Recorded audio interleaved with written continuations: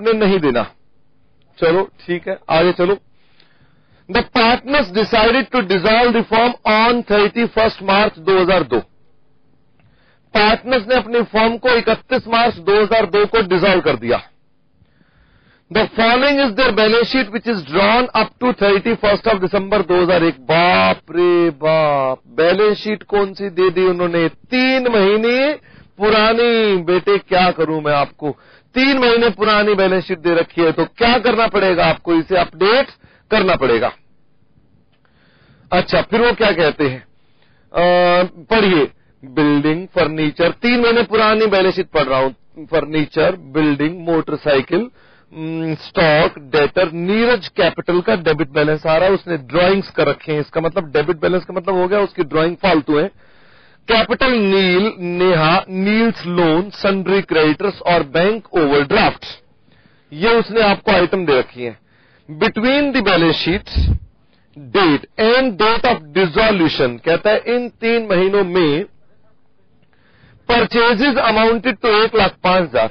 Purchase बता दी, कितना बढ़िया आदमी है, परचेज बता रहा है, मुझे चाहिए भी नहीं फिर बता रहा है। सेल्स बता दी 1,57,500 रुपए।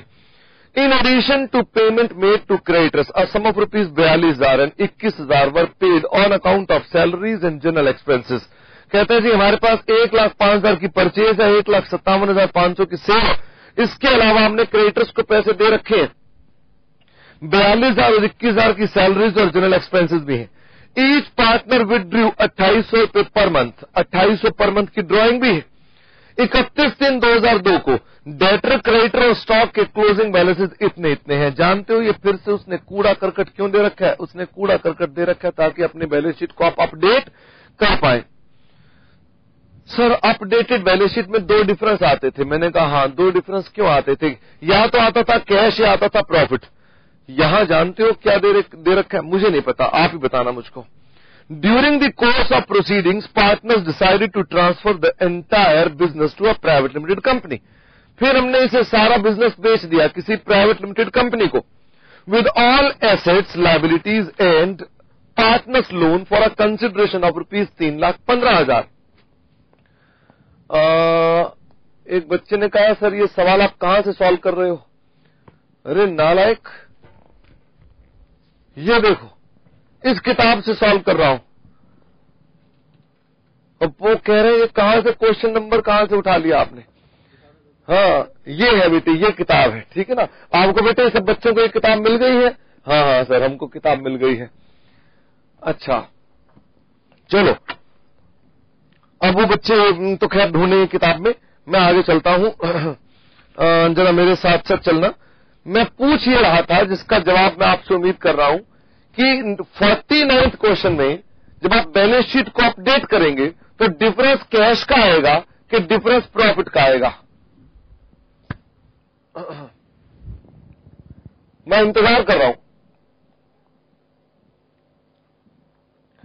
पार्कगंज से ठीक आंसर आ गया, लक्ष्मीनगर से ठीक आंसर आ गया, और पीतमपुरा, प्रीत विहार, फरीदाबाद, गुड़गांव, जनकपुरी कहां से समझ में नहीं आया, रेवाड़ी, गाजियाबाद,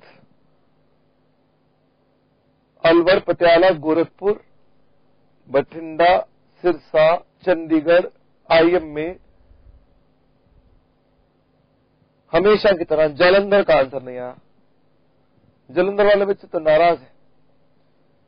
जयपुर, अच्छा मेरे पास अलग अलग आंसर आए वैसे, हालांकि 1-2 जगह से अलग अलग आंसर भी है। मेरे सवाल को फिर समझना और मेरे सवाल का जवाब देना। मुझे लगता है शायद आप सवाल ठीक समझ नहीं पाए थे। मैं कह रहा हूं 49th क्वेश्चन में बैलेंसिंग फिगर जो आएगा वो कैश आएगा या प्रॉफिट का आएगा? मेजॉरिटी जगह से तो आंसर आया करेक्ट कि कैश आएगा। 1-2 जगह से प्रॉफिट भी लिखा हुआ आ गया।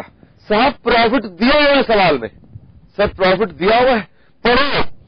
जब उसने लिखा परचेज इतनी है, सेल्स इतनी है, खर्चे इतने हैं, तो प्रॉफिट उसने दे दिया। अगर उसने प्रॉफिट दे दिया तो डिफरेंस किसका आएगा? कैश का आएगा। दो ही डिफरेंस हो सकते हैं, या कैश का प्रॉफिट का। अगर कैश दे रखा, पिछले सवाल में कैश दिया था तो डिफरेंस किसका आया था? प्रॉफिट का। अब की बार उसने क्या दे दिया आपको? अब की बार उसने क्या आपको प्रॉफिट दे दिया है, तो डिफरेंस किसका आएगा? कैश का आएगा। बाकी उसने आगे वही लिखा है कि हमने सारा का सारा व्यापार बेच दिया और खर्चे कितने के हुए? 9,800, जो कि नील ने पे कर रखे हैं। प्रिपेयर नेसेसरी लेजर अकाउंट्स, कहता है जो जो उचित खाते आपको लगते हैं बनाए। प्रॉफिट एंड लॉस अकाउंट भी बना दे, पार्टनर्स के कैपिटल अकाउंट भी बना दे, बैलेंस शीट भी बना दे, 31/3/2002 की अपडेटेड बैलेंस शीट। और ये भी बताए कि प्रॉफिट ऑन रियलाइजेशन कितना है। बेटा फिर से आपको दिख रहा है दो कॉन्सेप्ट जुड़े हुए। मैं जो क्वेश्चन है पेज 267 पर शुरू से पढ़ूं तो अंत तक, आखिरी लाइन जहां लिखी है ना, ड्यूरिंग कोर्स ऑफ प्रोसीडिंग, यहां से कॉन्सेप्ट बदल जाता है। उससे पहले अपडेशन का कॉन्सेप्ट है, ड्यूरिंग से